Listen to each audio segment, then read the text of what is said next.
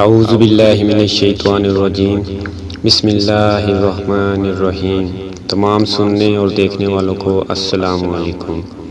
جو لوگ چینل پر نئے ہیں وہ چینل کو ضرور سبسکرائب کر لیں اور ساتھ ہی بیل آئیکن کو بھی دبا لیں تاکہ آنے والی مزید ویڈیو آپ تک پہنچ سکے۔ لیلۃ القدر کیا ہے؟ اسی عشرے میں یعنی آخری عشرے میں لیلۃ القدر ہے، جس کے بارے میں اللہ تعالیٰ فرماتا ہے، ہم نے اس قرآن کو شب قدر میں نازل کیا اور آپ کو کیا معلوم کہ شب قدر کیا ہے؟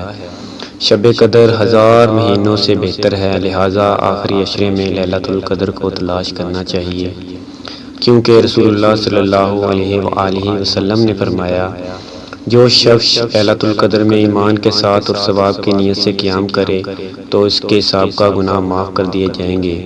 نیز رسول اللہ صلی اللہ علیہ وآلہ وسلم نے فرمایا، تم لیلۃ القدر کو رمضان کے آخری عشرے کی طاق راتوں میں تلاش کرو۔ جو سلسلہ رمضان کی مبارک ساعتوں میں قائم کیا جائے وہ بقیہ 11 مہینوں میں بھی برقرار رہنا چاہیے۔ کہیں ایسا نہ ہو کہ جو شخص رمضان میں قیام اللیل اور اشراق وغیرہ تک کی پابندی کرتا تھا وہ غیر رمضان میں فرض نماز بھی چھوڑ بیٹھے اور پھر اسی معصیت و نافرمانی کی دلدل میں جا گرے۔ دوستو، جن لوگوں کو ویڈیو اچھی لگی ہو ویڈیو کو لائک کریں اور ویڈیو کو شیئر ضرور کیجیے گا، دوستوں تک ضرور پہنچائیے گا اور ساتھ ہی چینل کو سبسکرائب کر لیجیے گا۔